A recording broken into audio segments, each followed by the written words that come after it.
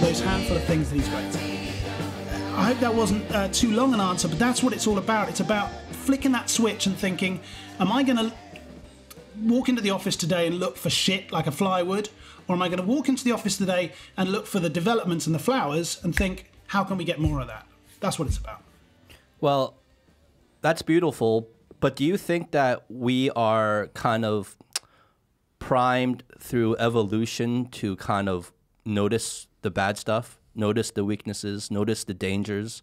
And that's what we're kind of more just, I guess, we're genetically evolved to see more clearly than we are to see kind of like the positive, beautiful things in life?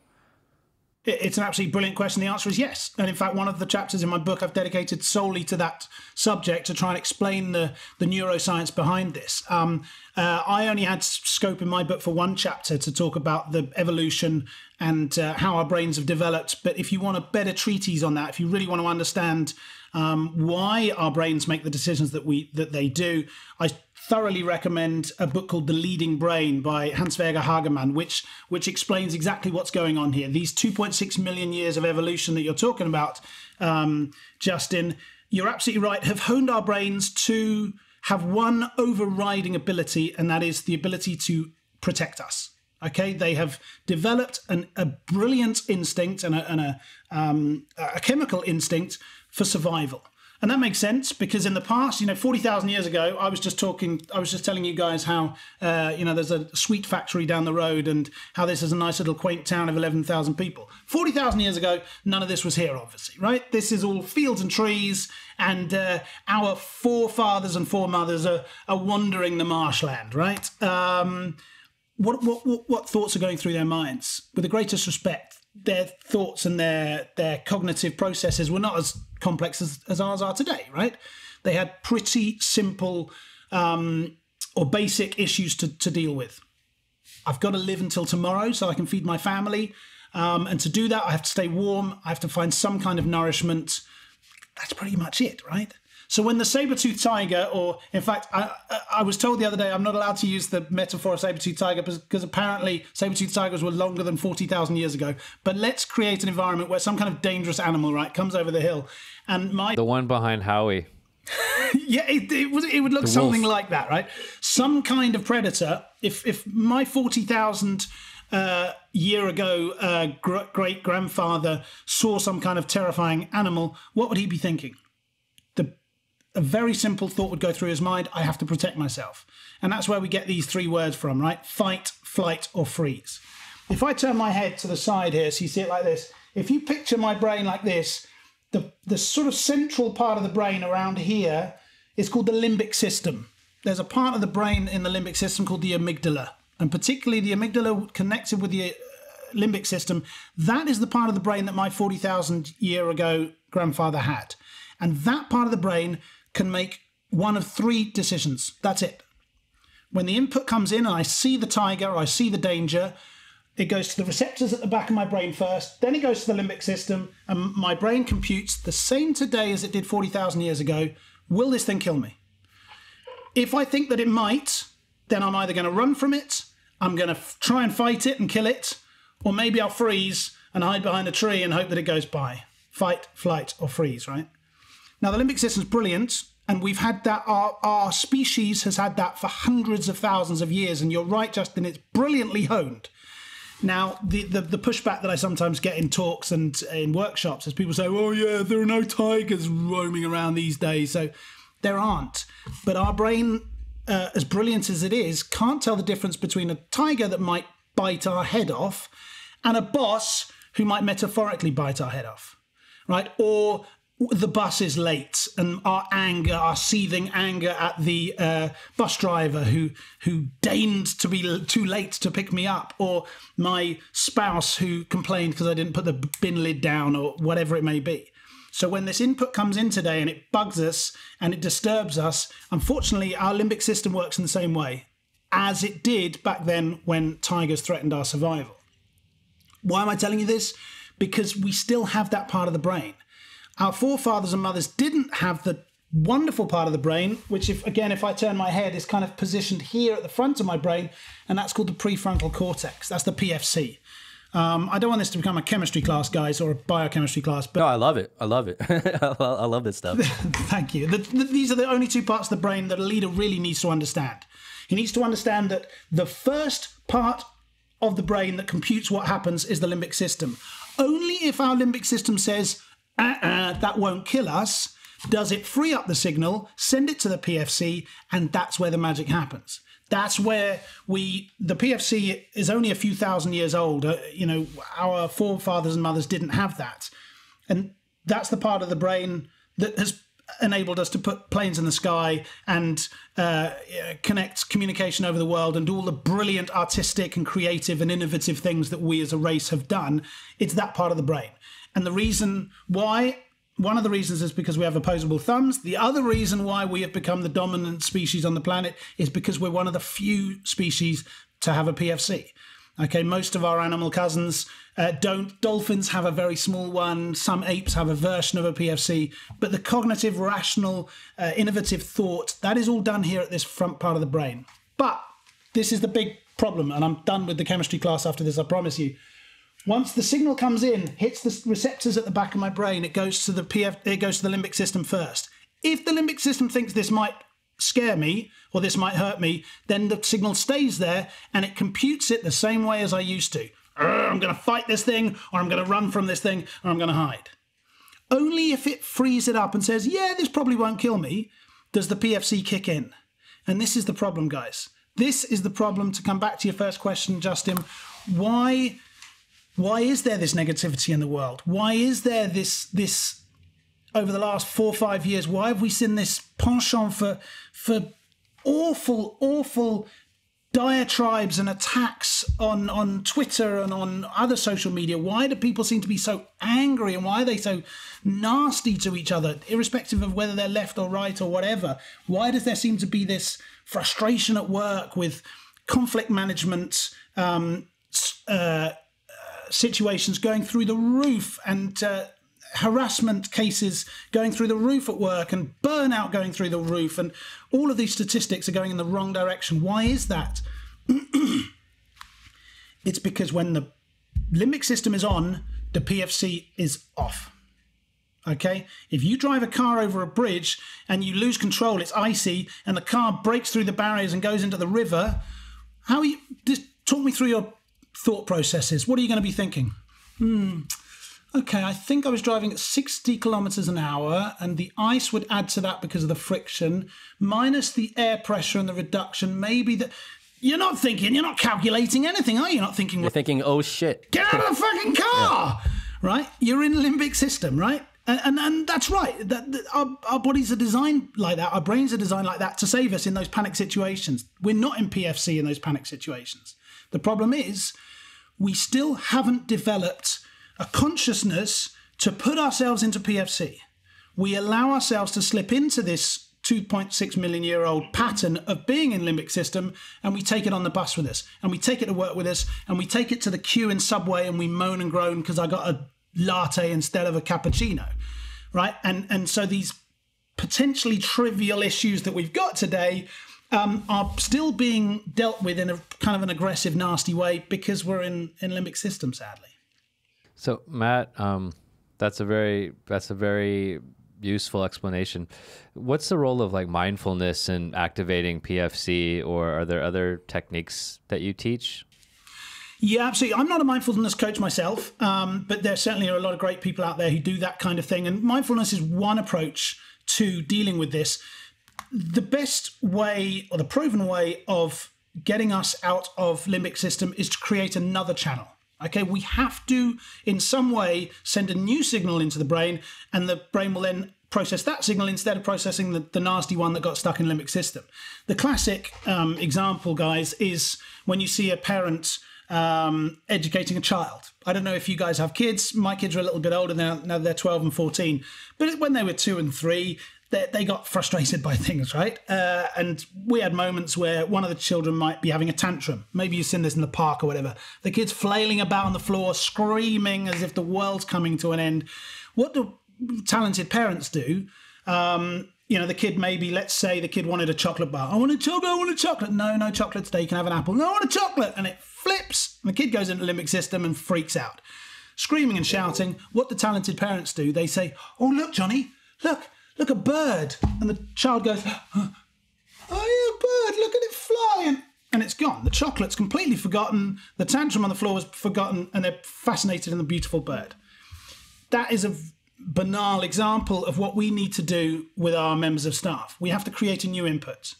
Now, in parenting, with the simplicity of children, it could be something as simple as pure distraction. Yeah, waving something colourful or look at the bird. I, as a leader, have a responsibility to create a new channel for them to send to PFC. So that might be a new project. That might be a change of subject. That might be talking about themselves, asking them a question about themselves that they have to answer in a rational way. Asking them some kind of high-gain question where they have to reflect on it before they can give an answer. Now, this is not manipulation. This is not tricking in any way. It's helping them to get into PFC. Mindfulness is one of them. Some sort of distraction or creating a new channel is another approach. Some athletes and soldiers will tell you that breathing techniques can help. I do cover some of these techniques in my book, and I recommend that people who are interested in that, take a look at some of those methods. The important overarching message, though, for me, for leaders, particularly for young leaders who may be kind of shocked when they see conflict at work, or they kind of panic a little bit and they think, I don't know how to help. First of all, they've got to get themselves into PFC before they can solve whatever, issue they're dealing with. And they need to do that, like you say, with breathing techniques, mindfulness techniques, new reflection, distraction, whatever it may be. And then they have a professional responsibility, I think, to help their team try and do the same. Well, Matt, I'm not sure if you cover this in your book or not, but from one of kind of the straightaway takeaways or most relevant things I can see that would relate to what you discuss in your book would be in regards to the topic of stress. Now, because you talk about, how we tend to focus, and in professional life and professional organizations especially, we tend to focus on people's weaknesses and kind of drilling them on these weaknesses until they get better at them. And the realities of it is that if someone is just not talented in a certain area, innately not talented, you can drill them 24/7, and really, realistically, the best you can hope for is maybe they get to average. Maybe, right?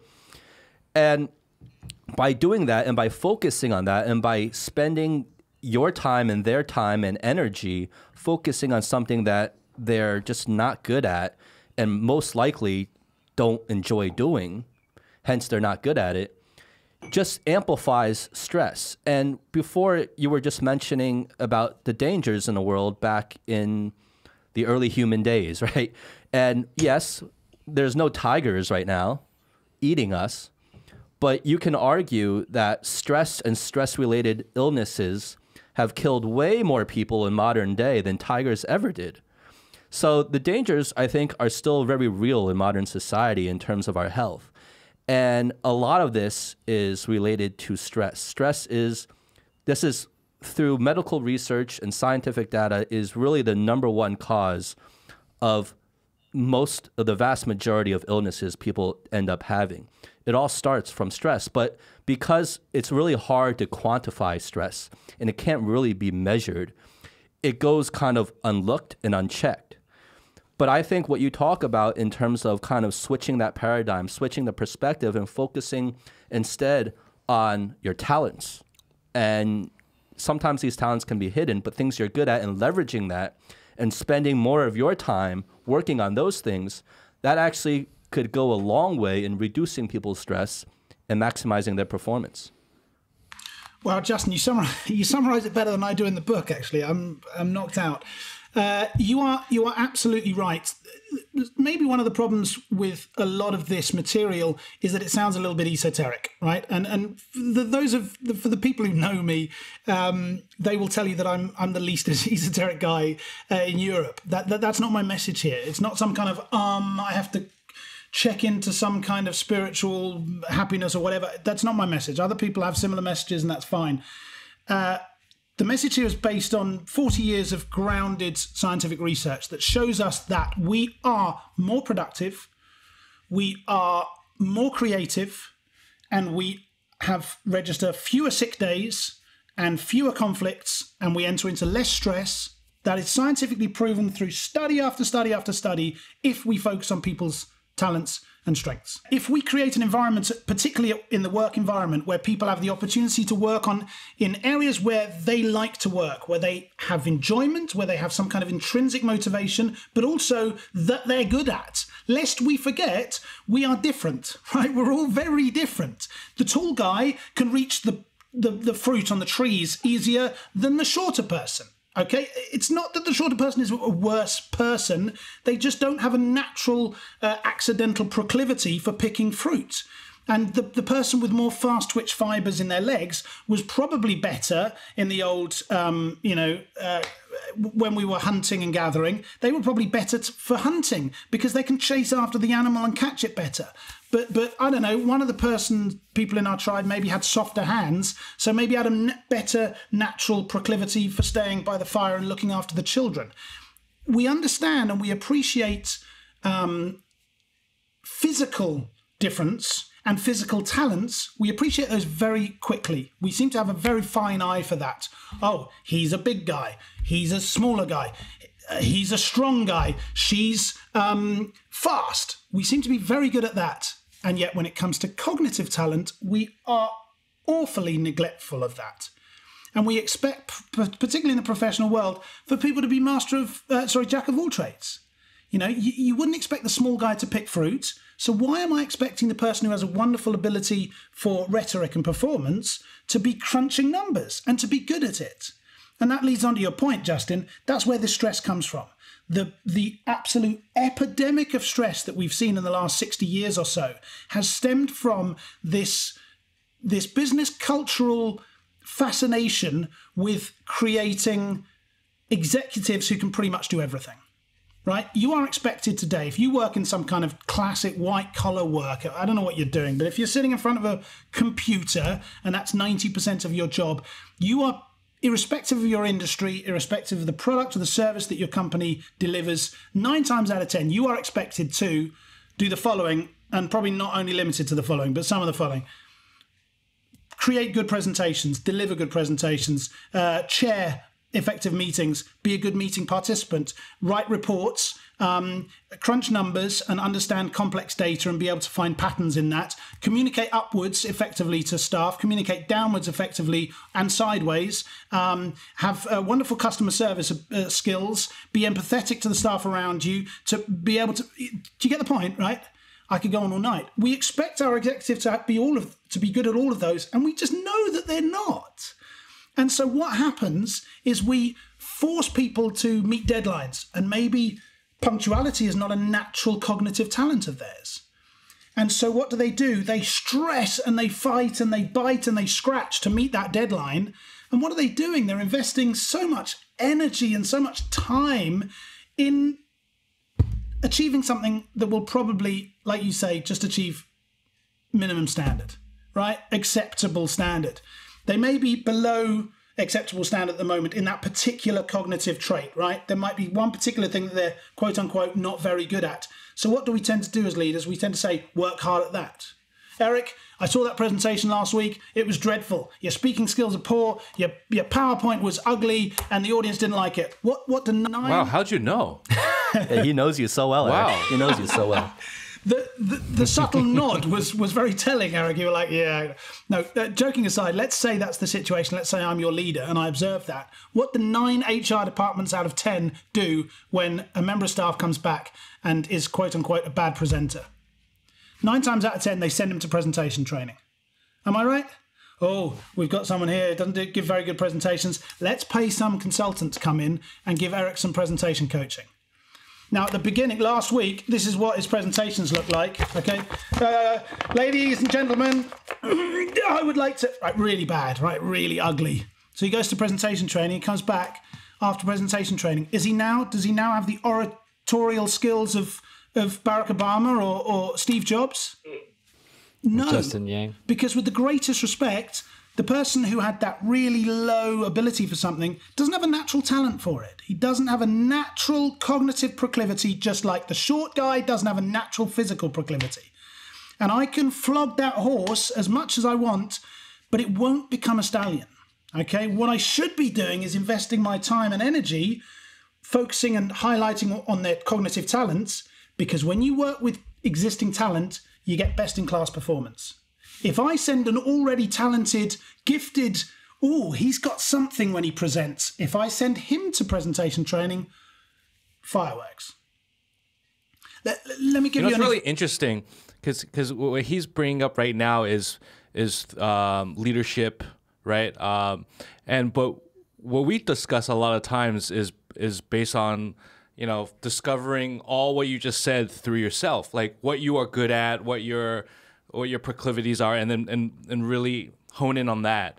But it's interesting hearing it the other side with what he's saying of like, as a leader, you need to read into all the other people, that work with you or along, on top and bottom. Like, how do you get the best out of everybody, right? Which is really interesting. Because I think it's a different talent too, right? To be able to look at other people, not just yourself. The last point you make is of course a very good point. I'll come to that in a second, but yeah, you're right. It's a two-step approach, and I cover that in my book, and in our workshops we try and lead people in that direction. That before you can become an effective leader and a strengths-oriented leader, you have to understand yourself. You have to know what your own strengths and talents are. Okay, I can't claim to be a transformational, strengths-oriented leader if I haven't reflected on my own talents, and if I haven't started to think about how my, spider web might affect other people. So what we encourage people to do is to take assessments. Right, there are a number of them. I'm not going to name drop any of them at the moment. There's one particular market leader run by a large American company, but there are others. There are interesting ipsative questions that have been designed, or questionnaires that have been designed, where you can go online normally, take about half an hour, you answer these questions, and then it will spit out some kind of profile. Yeah, it'll say our algorithm has calculated, based on the way that you answer those questions, that one of your natural talents is blah, blah, blah, and the other one is this. And you normally get a top 5 or a top 10, something like that. It'll have some keywords. My top 5 with one of these test agencies, for example, is activator. Okay, so my number 1 talent is the natural ability to activate, to stimulate, to get a conversation going or get some kind of activity going. The other one is individualization. So I have a talent, I have an ability, I'm quite naturally good at. And before I carry on, can I just segue something else in here, guys? A major issue with a lot of what I'm talking about is that we don't actually feel very happy talking about how good we are. And that is a major issue, I find. Yes, we have a chemical problem that we're often in limbic system, but we also have sort of a social issue, particularly since the Victorian times, that talking about how fantastic you are is just uncouth. It's just not done. Parents will tell their children, don't show off, don't show humility. Be modest, be humble. Yeah, I see that. And I do the same with my son, who's a wonderful footballer. He comes home and he goes, "Hey, did you see that, Daddy? Did you see how amazing I was?" And I find instinctively my reaction as a parent is to say, "Okay, darling, calm it down a little bit." But no, we've got to take this break off, and we've got to allow people to talk about how great they are at stuff. If somebody comes out and says they're great at everything, they're just deluded.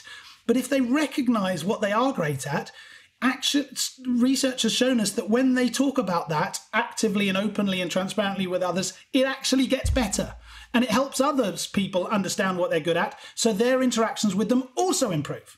So that's another thing for another subject to talk about another day. We've got to be cooler about talking about our talents, right? So come back to my talents, because we've got to talk about our talents, right? Individualization. I have a talent for that, which is the ability to see the difference in people and to be able to adjust my rhetoric according to different people. So if I'm talking to this person, I might speak and act slightly differently compared to if I'm talking to this person. That's a talent that I happen to have. Another one is positivity. Okay, I'll stop here at the top 3. I'm just a naturally positive, intrigued kind of person who sees the glass as half full. And when I did that test and I had that top 5, and then later I paid $50 more and I was able to see all 34 of my talents in order of their their power, it was a wonderful moment for me because it put a vocabulary to kind of what I already knew. I was like, I kind of know that I'm naturally good at that. I've always found that easy. And people have given me feedback that I'm good at that. And I thought, well, surely everyone's good at that. But no, they're not. People aren't all good at everything. And so this gave me a vocabulary, and it gave me sort of the support to go, you know what, I'm going to go to work and I'm going to work on these things more. And I'm going to try and create an environment, and I'm going to talk to my boss and my colleagues. And I'm hopefully going to be able to work in these wonderful areas a bit more. Because what's happening when I'm working with my talents, I'm fully in PFC. The dopamine is flowing around my system. That's the fun drug, right? That's the hormone that is released when I'm in PFC. The hormone that's released, by the way, in limbic system is cortisol, which is an awful, awful hormone. And you talk about stress, Justin. Large levels of somatic cortisol in your body lead to all manner of awful stress-related physiological and psychological issues. Dreadful, dreadful. So we have to reduce the amount of cortisol released by the system. We have to increase the amount of dopamine released by the system. And the more dopamine I release, the more I'm in PFC, the more I work with my talents. It's just a beautiful upward spiral. And that's where the creativity and the productivity comes from. It sounds like, I mean, this is something that everybody needs to do, right? To really start to understand themselves. And is that something that, I mean, it sounds like you said that is a paid thing, right? So there's a resource online that we can find to be able to do that? Yeah, I don't know. Listen, guys, honest question. I don't know how open I can be about this. I don't want to, name a particular company and then they get loads of, success with that. That's not my aim here. I'm not working for or with any kind of organization, but there are tests that do exist that do that kind of thing. But Howie, if you don't want to spend the $20 on that, that's also fine. A lot of studies have shown that there can be great efficacy for just pressing pause and self-reflecting a little bit. That list of words, that profile that it spits out of me, it kind of helps. It starts me on that reflective journey, but I don't need that. Because my question to you, Eric, my question to you, Howie, Justin, honest, hand on heart, if I asked you to sit down 5 minutes and take a piece of paper and write down 5 adjectives that describe things that you're quite good at, I reckon you could probably do it, couldn't you? I feel like it would be tough for me. It would be tough for me. Go on. Yeah. Go on. I don't Why? know why. I just feel like I would be second guessing. Like, am I really good at that, or do I just think I'm good at that? Like I wouldn't. It's the old adage. We talked about that a lot too, right? Yeah, we're our own worst critic, right? So, like everything you're saying really resonates with me, and that's why I was really looking forward to talking to you on this show. Is because it's the idea that we all tend to focus on what we're not good at. And it's not only kind of the social etiquette, I guess, we were raised with in terms of like not bragging or not boasting about yourself, but it's also, it actually really doesn't bring you that much joy to talk about things you're good at because we kind of take those things for granted. Now that might be wrong, but I feel like a lot of us tend to take that for granted and we really focus on our weaknesses because that's what brings us the most shame. That's what brings us the most, that bad feeling we want to avoid, right? So going back to like kind of our ancient brains and our ancient pathways of how we think cognitively, it's that we want to avoid the bad feeling. And we focus so much on that I never even really paid attention or thought about, well, what am I good at? What are my strengths? So going back to what you said, like if I were to spend 5 minutes, it would probably take me longer than 5 minutes for sure.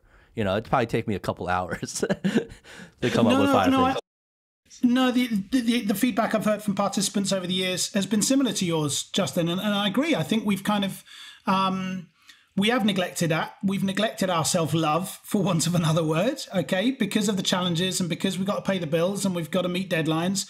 We focused on those tigers on the horizon, haven't we? And so we have neglected time and energy to think about what we're good at. It's that classic, isn't it? If I tell you not to think about a flying pink elephant, there's nothing else you can think about, right? It just pops right in there. And it's the same with the rearing issue. Oh my God, there's a hole in the roof. You're not going to think, oh yeah, but look, a bird. You're thinking about the hole in the roof, right? If you're thinking about, oh, my performance at work is not great at the moment. I made spelling mistakes in my reports. I need next time not to make as many spelling mistakes because otherwise I'll get fired. I get the logic in that.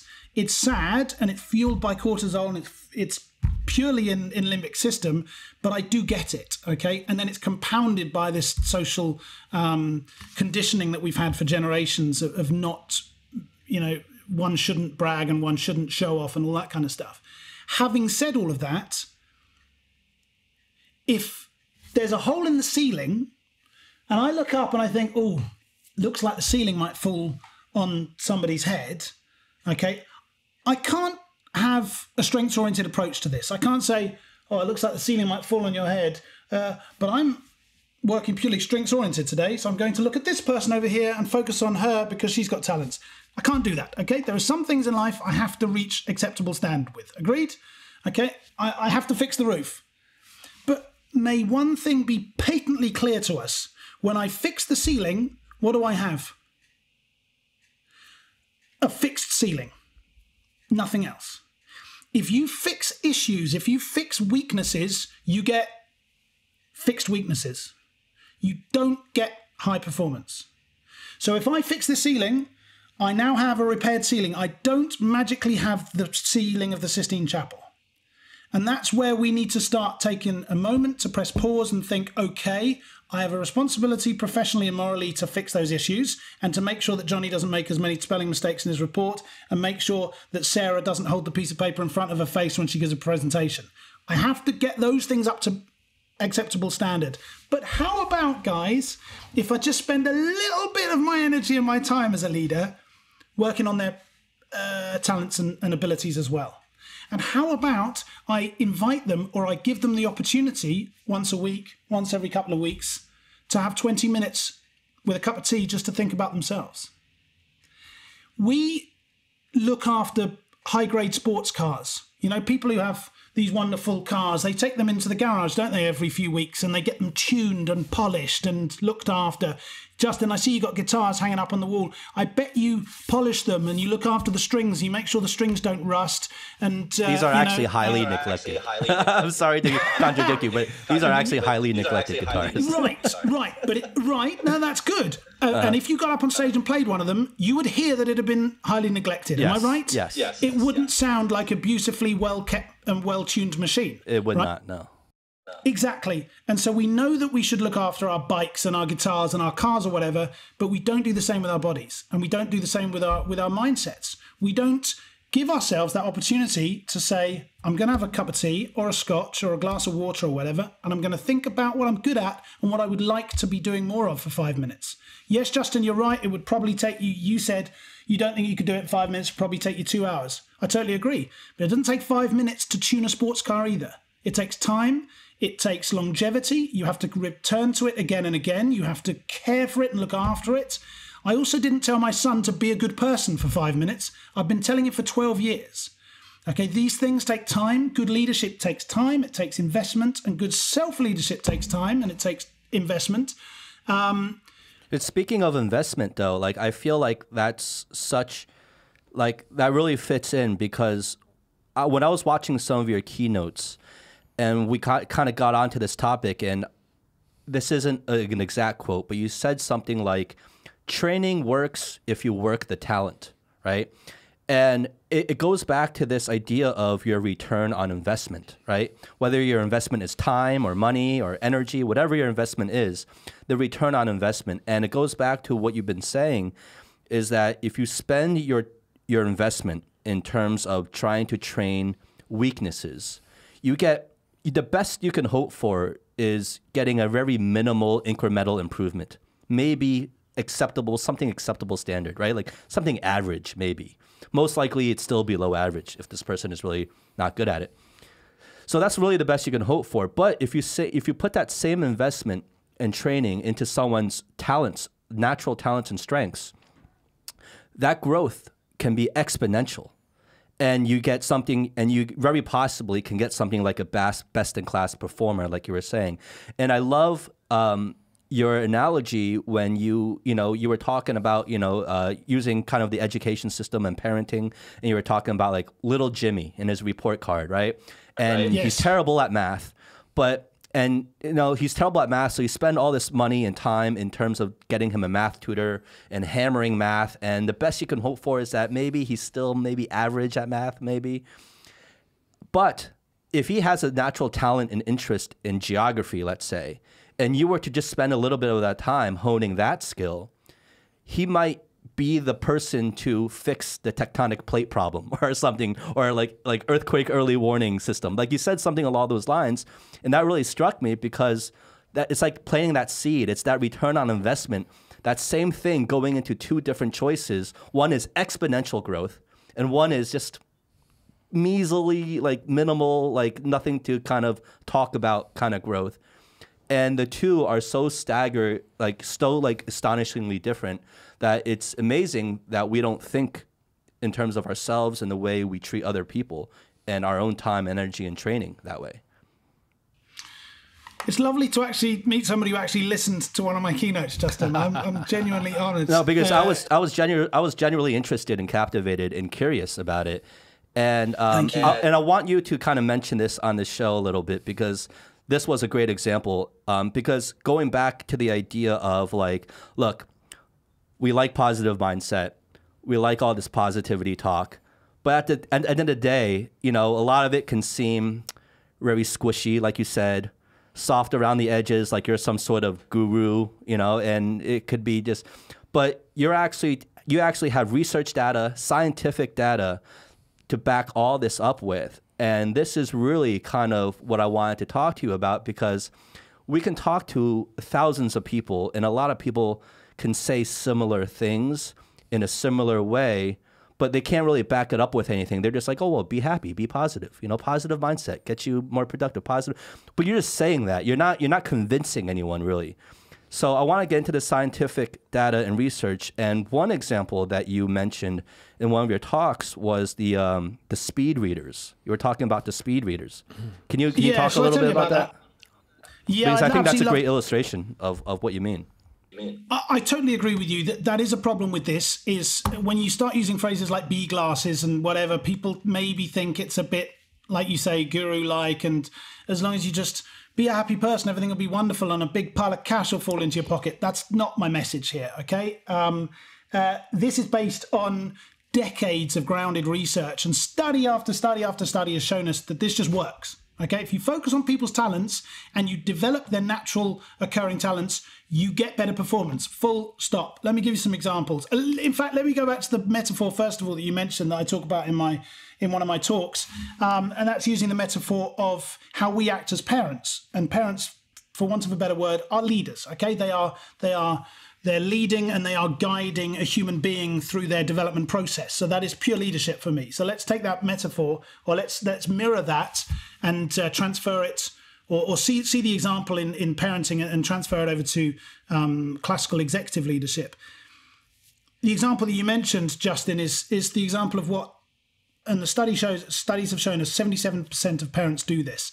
When their son or their daughter comes home from school with a report card, and you've got A in one subject, B in another, B, A, B, F, B, A. Where do the majority of parents immediately put their focus? It's on that grade F, right? Let's say it's math in this particular example.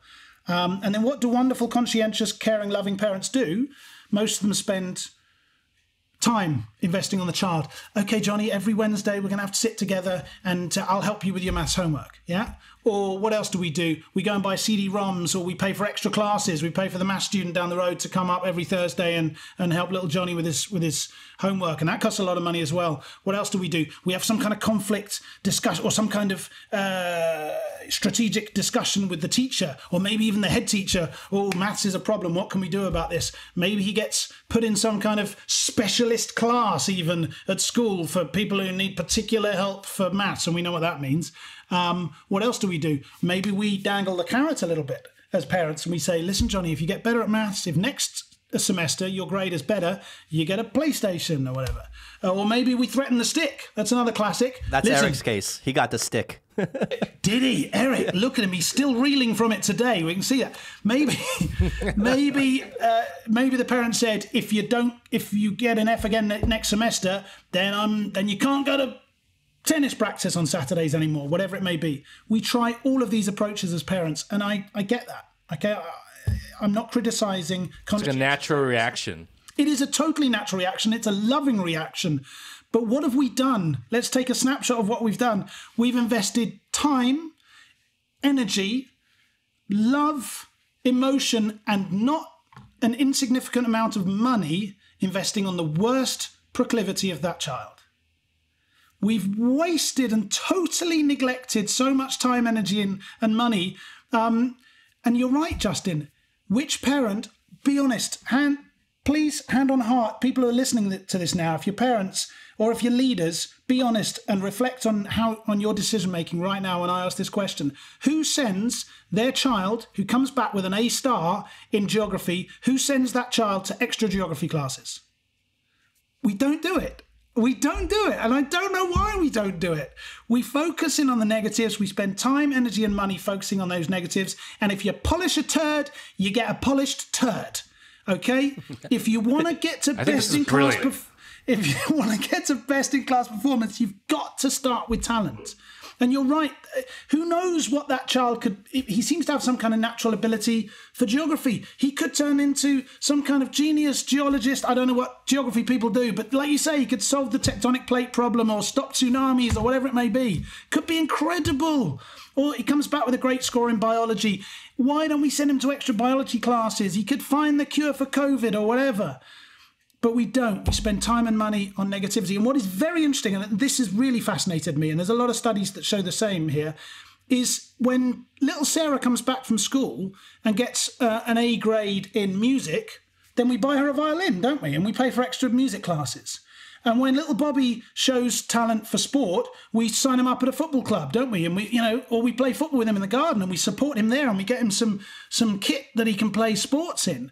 Or if, little Andrea is quite a good performer, we sign her up for the Performing Arts Society or whatever. It's interesting. When it's artistic or sporting of nature, if that's where the talent lies with the child, then we love to push it and we love to support it as parents.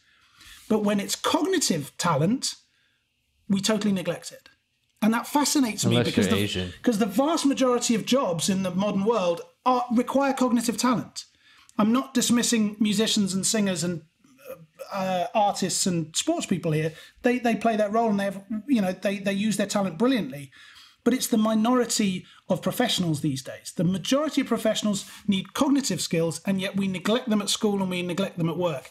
That was the analogy for the first thing. Let's go to the second thing you talk about. Let's try and get some kind of scientific grounding for this. Listen, this is a podcast. I'm not going to draw out a load of scientific papers here. That would be seriously dull. But for those of you who are interested in that, for those of you who have a natural talent for learning and self-development and collecting data, go to Google Scholar or whatever your scientific, scholarly search engine of choice may be, and just type in strengths orientation. You will get hundreds and hundreds of hits of grounded, peer-reviewed papers that show that strengths orientation just works. I'll give you a couple of examples today, if I may, guys. Stop me or just edit it out. No, please, go ahead. We love specific examples on this show. Okay, cool. Well, the groundbreaking piece of work was 1955 by an American scientist called Glock. Now, he was looking at, as you were saying, Justin, he was looking at speed reading. So he was interested, he was an educator, and he was interested in whether different educational approaches could improve the speed at which people read, right? So totally sound, interesting hypothesis. So he got groups of people and he counted how many words per minute they could read and comprehend. And then he sent them on different training courses and counted and then tested them again on how many words per minute they could read and tried to find out which training, or his initial hypothesis was, or his initial focus was to find out which training process better speeds up people's reading. Okay, that was his initial interest. What happened to Glock and what happens to many of the great scientific discoveries of our age is that he discovered something that he wasn't actually looking for, right? It's the classic chocolate melting in Marie Curie's pocket, right? What he found was that if you want to get best in class cognitive performance from someone, you have to start with talent. And the numbers are absolutely breathtaking, right? The first group of people were asked to read a piece of text. How many words per minute do you think these quote-unquote average readers could read per minute? Give me a number, guys. How many words per minute do you think an average reader can read? I have no idea. 150. 150? Yeah, maybe. 150. Howie, what did you say? 150. 150. Okay. The average from Glock study is 90. Okay. It's about a third of an A4 side of printed paper. The average reader of us can read about 90 words per minute and understand what they're reading. So Glock sent these people to training programs where they learn how to read faster. They learn techniques and skills of, I'm not going to talk about that today, but there are ways to improve our recognition and our ability to read faster. Those people were reading 90 words per minute before the training. How many words do you think they were reading per minute after the training? Give me a number. 100. 100? Like yeah, a 10% 110, increase? 120. 110, 20% increase. 150 is the correct answer. Okay. So what's the message here? The message is training works, right? And every HR representative in the world who sends one of their members of staff to a training course and they come back and they've gone from 90 widgets to 150 widgets, that's development, right? Hey, we're going in the right direction. What is that? 60% increase or something? Fantastic. But Glock found an unbelievable, in fact, it is believable, but it's an extraordinary anomaly. There are some people who before the training, before they ever learnt the skills and techniques of speed reading, had a natural ability to read a little bit faster. My mother is one of these people. She takes 12 books on holiday. She's extraordinary, right? She just has a natural talent for reading fast. She will read a book like this. Okay, she just flicks through it. It's extraordinary. And I'm sure you know some people who can do this. What do you think? Give me a number. How many words per minute do you think an above average reader can read? You didn't expect to be tested today, did you? About 250.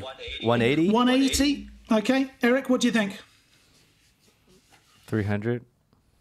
300? Yeah, it's about one side.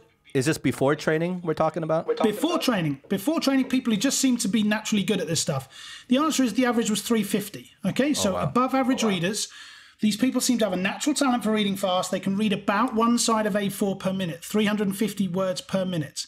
So let's go back to the below average guys first of all. The average guys. The average guys read 90 words per minute and after training went to 150 words per minute.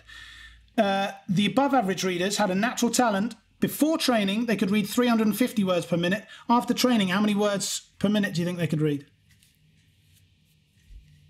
1,000. 2,900. Holy shit. Holy shit is right. 2,900. That's like a skyrocket. That is half a bachelor thesis in a minute, guys. Right? That is extraordinary mental and cognitive performance. And the reason why they were able to get to that superhuman level is because they started with natural talent. And this study from Glock in 55, absolutely, it just dropped a bombshell in the educational and personal development world. It was the first time really where we had scientific proof for this wishy-washy thing that people had talked about in the past about maybe it would be good to work with people's talents. And since then, study after study after study has been done. And 201, they come back and they show us that is the case. I can improve human performance. I can improve cognitive performance with training, mentoring, coaching, self-reflection, and a lot of other things. But most of the time, I'm making slight incremental increases. If you start, though, with natural ability, natural cognitive ability, and then you give the right training and the right support, you can get extraordinary performance. And again, to come back to my example of physical traits, we know this. We know that Hussein, what's the guy's name? Bolt? What's his first name? Usain Bolt. Thank you. We know that Usain Bolt didn't used to run 100 meters in 21 seconds, and then he started training, and now it's down to 9. All right, he's always been fast, right? And then he's trained a little bit and he's got a little bit faster. I ran 100 meters in 16 seconds when I was at school. Okay, and I was quite a good sports person, but I'm just super slow. You can train me all day long, brothers, but I'm not going to get to 9 seconds for 100 meters. We know that because my starting point isn't based on a natural talent. And the same is true with cognitive ability. Does everyone have a natural talent? And yeah, to boy, some degree, yeah. Yeah, that's a great question. It's a question I hear from some kind of fly glasses people go, I don't think I've got any talents, Matt. or another one I often hear when they get their profile results is, oh, I've got this talent, but I don't really like this one. I don't want that. That's a bad talent. To answer your question, Howie, absolutely. We do all have natural talents, but my message here is not some kind of American dream. We can all become anything we want to. I'm afraid that paradigm is a lie. I'm afraid what we've been telling our children this American dream for the last 80 years or so, hey, whatever you want, son or daughter, you just have to dream it and you can become it. I'm afraid that's bullshit, guys. I understand why parents tell their kids that. And I've probably said the same thing to my children as well. You go for it, you shoot for the stars. You can't get to you can think about shooting for the stars as much as you want, guys, but if you don't have a space rocket, it's not going to happen. If you don't have that existing natural proclivity, it won't happen. But there are many roads lead to Rome, right? So there are different ways of doing things.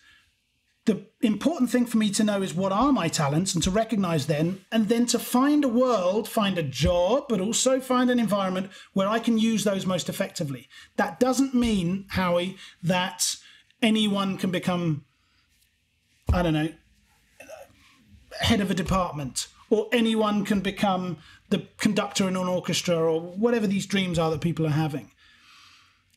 It's not about what you can become, it's about how you achieve it. That's what your talents will give you. So if you reflect on your talents, or you get a coach to work with you and he or she helps you understand your talents, or you do an assessment to get a snapshot of your talents, and then you start reflecting on those, that is not some kind of roadmap to some kind of job or career or some kind of success. It is simply a starting point for self-reflection on how you will do things. So Eric and Howie and I could all work in an IT department. Bad example. We could all work in a finance department of a big organization. We could all have the same title on our business card, but we could have, and probably will have, completely different talent sets. We will have the same responsibilities and we'll have the same jobs, but we will almost certainly achieve those goals in different ways. And that's what talent is about. It's not about what you do, it's about how you approach cognitive challenges. I really like you pointing out too that when it comes to physical attributes, we see it right away, right? We see like physical advantages so clearly, and we know that like not all people were created equal, right? Like we should all be treated equally, but we're not created equally at all. And you can just look at that when you see Shaquille O'Neal or LeBron James, and you know, okay, we're not created equal, right? Being 7 foot is a slight advantage when you play basketball, right? Yeah. I think we get that. Yeah, a little bit. I can take them. But but when it comes to cognitive abilities, I think our tendency is to, like intellectually, we know that people have different IQ, right? Different EQ, different cognitive strengths. Intellectually, we know that, but we tend to think that we all start from the same baseline. And so by way of nurture in our environment, in our surroundings, in our education, and our family, some people have an advantage in terms of gaining better cognitive abilities and becoming smarter and whatnot. So it's this idea that we've all started on the same cognitive baseline at birth, but that's actually completely untrue. We're born, most likely. I mean, I don't have any evidence to back this up, but I think based on what you're saying, like we are actually born also with different cognitive strengths right from the get-go. We are not, just like we're not born created equally physically, we are not created equally cognitively either. So it's not just about the nurture, but it's also about the nature of it all. Right. That's exactly it. That's exactly, once again, Justin, you've absolutely hit the nail on the head. Yeah, I'm not going to... I'm 5 for 5 right now. Yeah, you've had a couple of whiskeys, I'll allow you that. I'm not going to open that classic can of worms here, nature-nurture debate, okay? What I will tell you is that a significant contribution of our mental achievement stems from innate, genetically inherited cognitive ability. Okay, some of those pathways are existing when we are born, and they will be affected by the nature and the way in which we're educated and the way in which we are brought up. But yes, to answer your question, and again, I suggest people go and look at The Leading Brain, books like that and other similar books. The science exists and has proven that we have an existing synaptic net of certain, cognitive abilities when we're born, and I think it's our right. It's our duty, I believe, to know what they are and to work with those. I really do. I just think it's just such a waste to not be aware of what your talents are and to work with those, because they are existing. They are already there. The problem is, Justin, and this kind of comes into what you were just saying, we seem to have developed an idea that there are better cognitive talents and worse ones. You were kind of playing with the words of IQ and EQ and intellectual, and what does all that mean? Who's intellectual? If I line up 8 guys, if I invite 8 people to a dinner party, and they go home and I'm having a chat with my wife, and I'm like, oh, she's quite intellectual, isn't she? And he's quite smart, isn't he? And oh, she's a bit dull. These labels that we seem to give to people, where do they come from and what do they really mean? And I think that we kind of have a tendency to have preferential talents, that some cognitive talents are kind of cool and some cognitive talents are a bit, I don't know. The talent of authority or command, the ability to hold a room and have presence, seems to be something that we respect, particularly in the Western world. That's sexy, right? That's like a sexy ability. Seems to be, doesn't it? Or she's a good orator, or she commands a room, or he has authority. That seems to be something that we respect. We also seem to respect discipline. He's always on time, and she's very disciplined, and he's very deliberate. We seem to like things like that, and they're quite high up in the cognitive league table for some reason. But then talents like, and I must grin because this is the top 5 of my wife, for example, talents like empathy, harmony, appreciation. These kinds of talents, they're a bit kind of wishy-washy, aren't they? Oh, he's a nice guy, but he doesn't really get shit done, does he? and I think that's a real problem, and I think that's where we're missing an opportunity here. And it comes back to the question that Howie asked earlier. Wouldn't it be great if I could help people identify with their talents, even if they're quote-unquote wishy-washy talents like empathy and harmony? Wouldn't it be great if I could help her understand those and appreciate those, and she could use those to maybe do a quote-unquote classically authoritative job in a different way using her different talents? And I think if we saw that, we would see a change in these structures that we've got, these assumptions that there is a right way of doing something, because there's not a right way of doing something. Many roads do lead to Rome. There's no golden way, and anyone who counters this, and I sometimes do get countenance to this in workshops and stuff. People say, no, you've got to be good at seeing patterns if you want to work in a finance department. You've got to be good at people skills if you work in the media industry. I'm sorry, I'm calling bullshit on that right now. There is no one way of doing anything.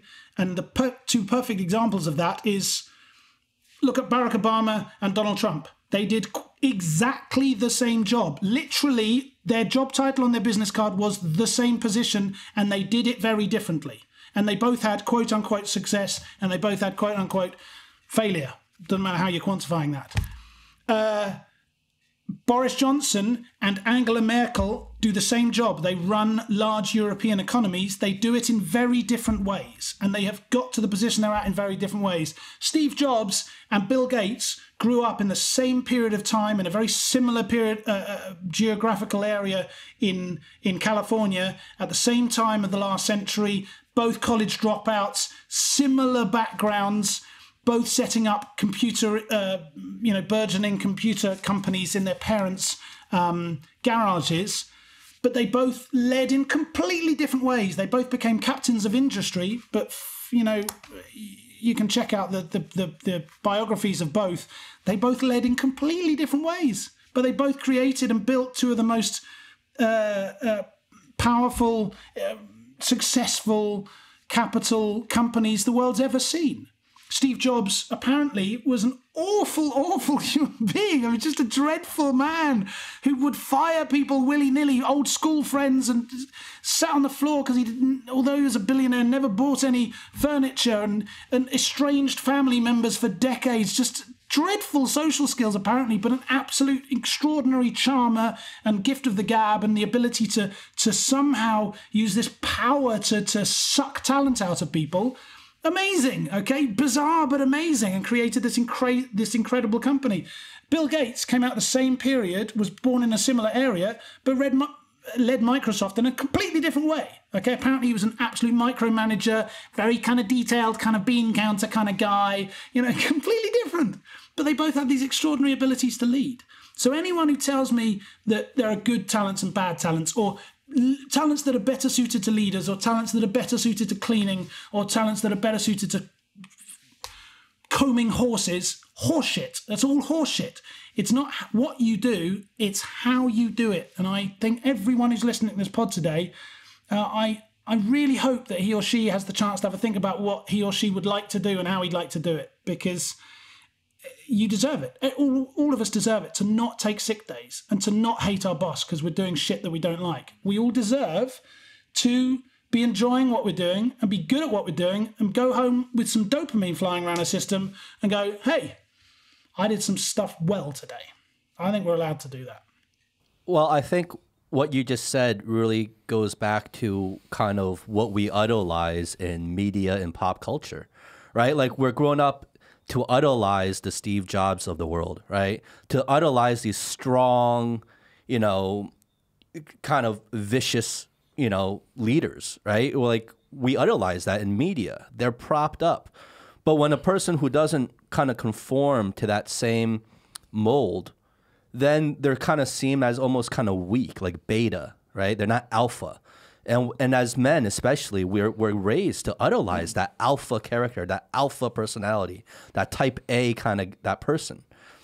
And then so we're kind of brainwashed in a sense to kind of view those attributes as, oh, those are the desirable attributes. And anything that's not in line with that is like, oh, that's not so desirable. Where do you think that, I totally agree, Justin, where do you think that comes from? Why are we so fascinated with this tough boss? I think it's the media. I think it's what we're surrounded by, the movies we watch, the real life examples we see, and the fame they kind of get. They become idolized, and we fail to recognize a lot of the time that these are the 1 in a million type people, and we idolize them because they're the 1 in a million type. But the actual more productive kind of thought experiment would be to look at the rest of the people that are successful as well, but don't get propped up in the spotlight on them. That could be equally successful, but they're just not famous. And we don't notice those people. Instead, we want to look at the outlier, the person who doesn't conform, and we try to hone our attributes and our ideals of what is successful to that 1 in a million, which is almost a futile exercise because they're 1 in a million for a reason. And chances are, unless you are that 1 in a million, you can't do it the way they did. You have to find it. You have to do it the way you can do it. So what you're saying is it's Marlon Brando's fault in The Godfather. That's why we... Yes. That's exactly what I'm saying. Yeah, but you use the phrase 1 in a million, Justin, and you then said, we're not all 1 in a million. As cheesy as this may sound, guys, we are all 1 in a million. We are all 1 in a trillion because we all have totally unique cognitive makeups. Our challenge is to find out what they are, not get blinded by some kind of, oh, crap, I've been out of school for 3 months, so I've got to get a job. That pressure, that crazy thing. Oh, I've got to move into the city because that's what people do. I've got to get a promotion by year X because that's what people do. I've got to, all of these bizarre things that we seem to convince ourselves that we have to achieve. And all of a sudden, click our fingers, ripple dissolve, we're 37 years old and I'm in a job that I don't like. Oh, I'm paying the bills, but I'm running the treadmill and I'm just not in a place that I want to be. And you mentioned earlier, Justin, the friends of yours who get divorced, or the friends of mine in their 30s and 40s who are finally, after years of hating what they do, throwing everything up in the air and doing something different. And I applaud them for that. But the fascinating thing is when I talk with friends and colleagues, have you heard about such and such who's given up their job working in an office and now they're waxing boats down at the boatyard? What is the reaction that we often get? Oh yeah, what a waste. Yeah, it's condescending. Midlife crisis. Yeah. Sorry, Justin, you wanted to say? No, I'm saying it's always said in a condescending tone. Yeah. Oh, bless, they cracked. They couldn't keep up to speed in the rat race, and they're sitting on the beach polishing boats now. They absolutely love it. They got a straw hat on and whatever. Or a friend of mine gave up working in a factory environment. He was a supervisor, loud noises, dirt and filth, and industrial environment every day of his life. Gave it all up to be a diving instructor, scuba diving instructor. Makes 40% of what he used to make. But he's happy and he's got dopamine flying around in his brain. And the kids that he's teaching absolutely love it. And they go home and they tell their parents about it and they spread the happiness and the talent around. It does sound wishy-washy and it sounds a little bit guru-like and it sounds a little bit like something your priest would tell you, or your religious leader, whomever that may be. It's not about that. I'm not trying to send some kind of let's all make the world a better place kind of message. I'm trying to share with people the overwhelming scientific evidence that we are sick less and we perform better cognitively and artistically and creatively if we work with our talents. It's just as simple as that. You guys like scientific studies. There was a fascinating scientific study done a few years ago looking at creativity. And can I influence creativity in some way? Can I push the creativity buttons a bit? And what they did is they looked at, they got some professional artists to each paint 2 paintings. They were paid to paint 1 painting. They were commissioned and they were paid a significant fee to paint a piece of art in collaboration or in communication with a client who wanted a specific look or a particular thing. And then they were also invited at the same time to create another piece of art, just no commands, no input from outside, something that just came from their heart and that they fancied doing, but they weren't going to get paid for it. And then what they did is blindly, they showed all of these pieces of art to a panel of art experts. And 86% of the non-commissioned pieces, so the ones that were not paid for, that were painted just because the artist felt like it, 86% of them were deemed artistically superior to the commissioned work. Now, what does this mean? Well, to me, it means that to be genuinely talented and genuinely creative and innovative, I've actually got to stop pushing people. I've got to stop flogging the horse.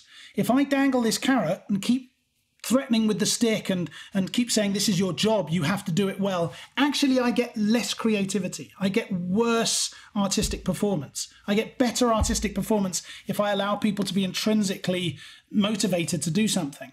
And I think you can do that if you've identified with your talents.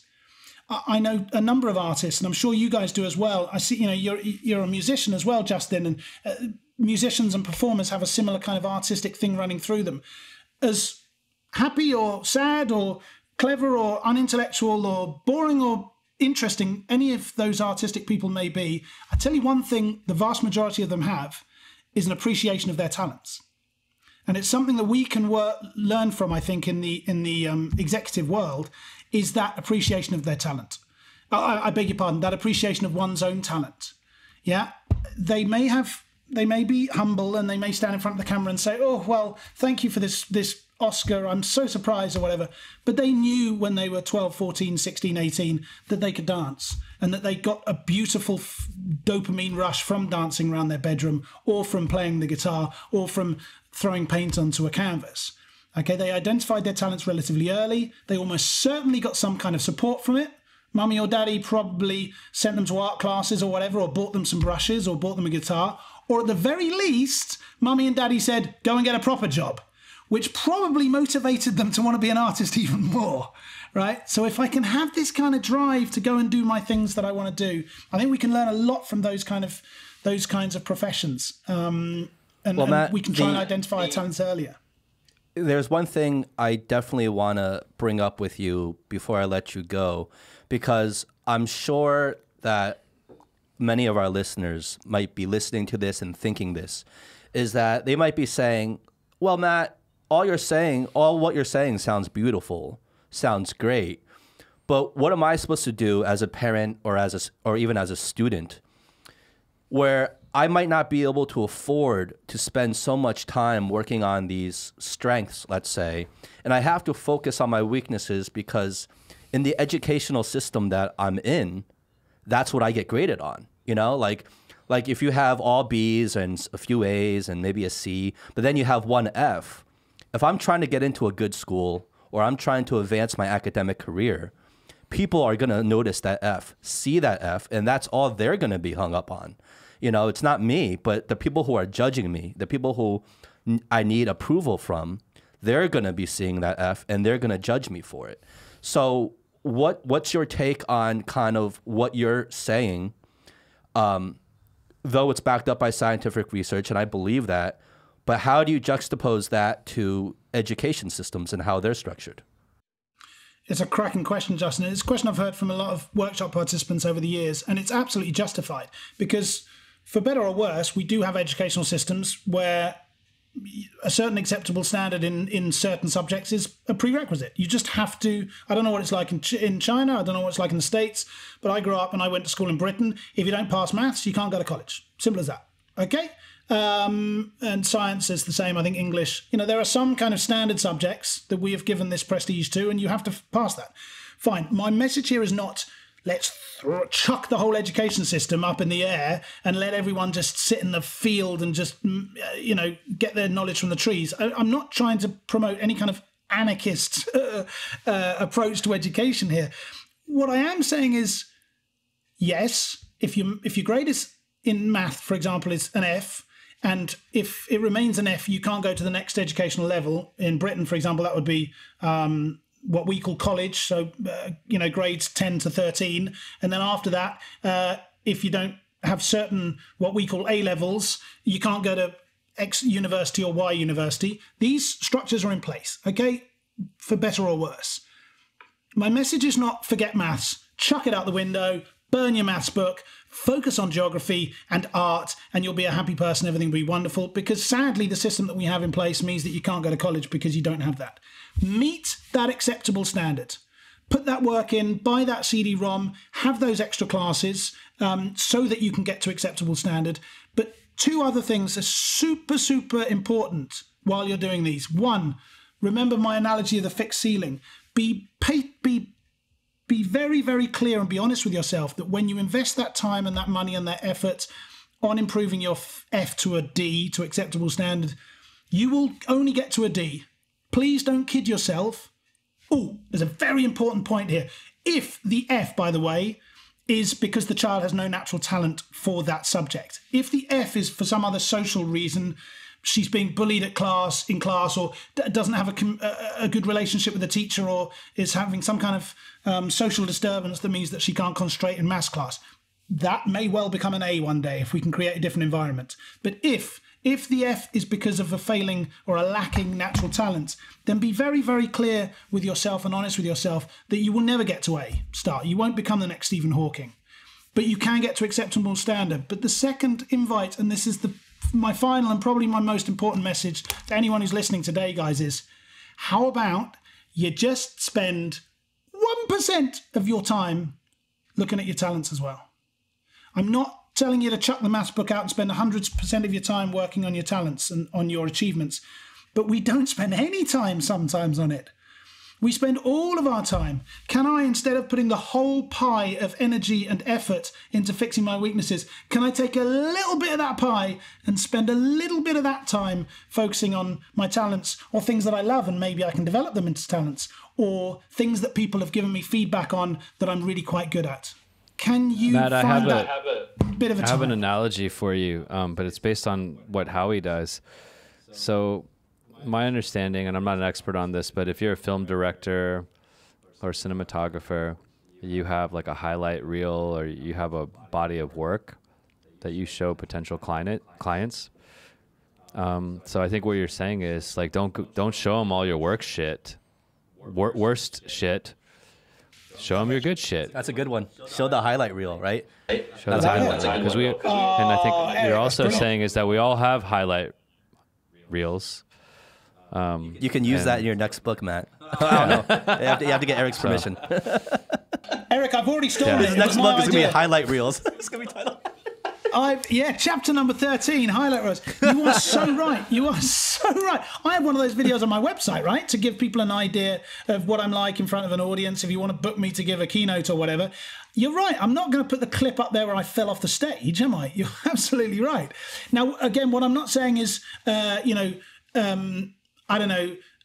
My American friend, I have a dear friend who's gone back to, we spent a few years together living in Europe. He now lives in New York again. He had a wonderful phrase. He used to say, I want steak, I don't want sizzle. Right?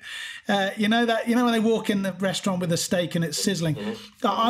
So you have to be able to back that show reel up, Eric, right? You can't, if you put the quote-unquote good bits on your show reel and you tell the world about how good you are, and then actually when you turn up you're useless, then be prepared to deal with those consequences.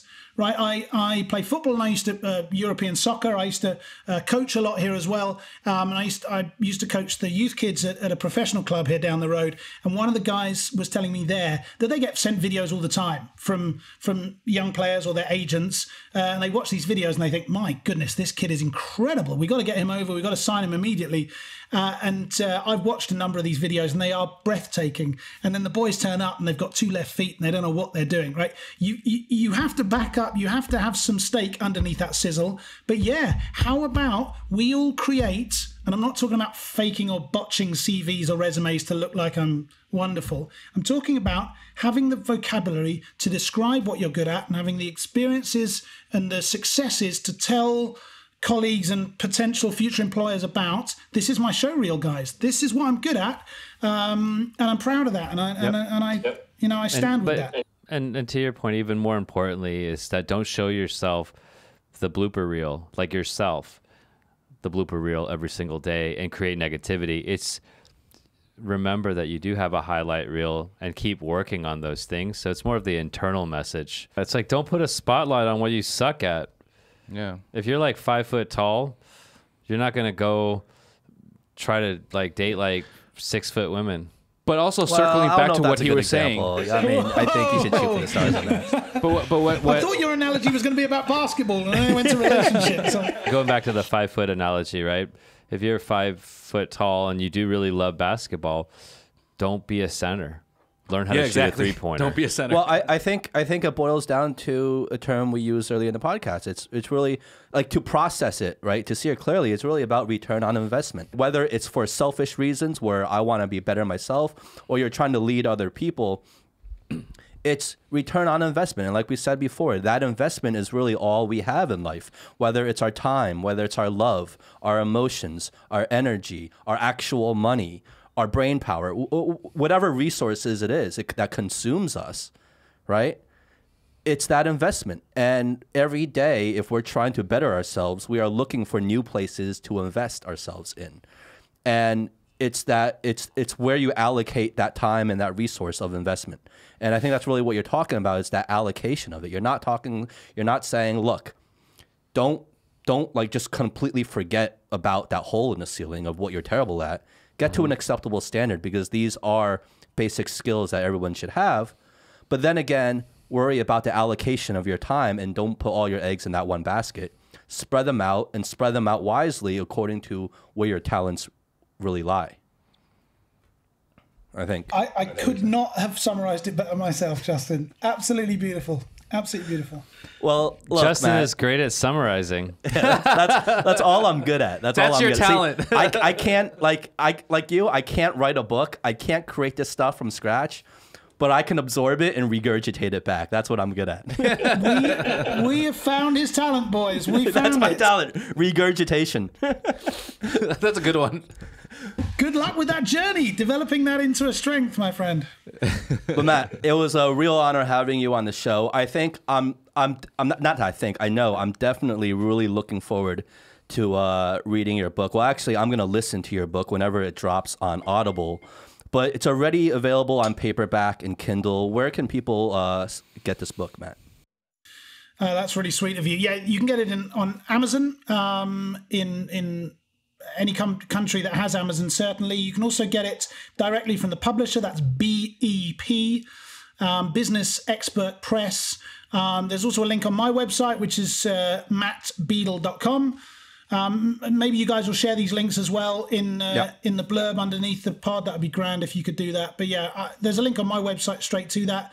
And obviously you can also see the other work that I do, the keynotes and the workshops I give, and I do some work in front of the camera and stuff. Any of that kind of stuff, you can see that on the website.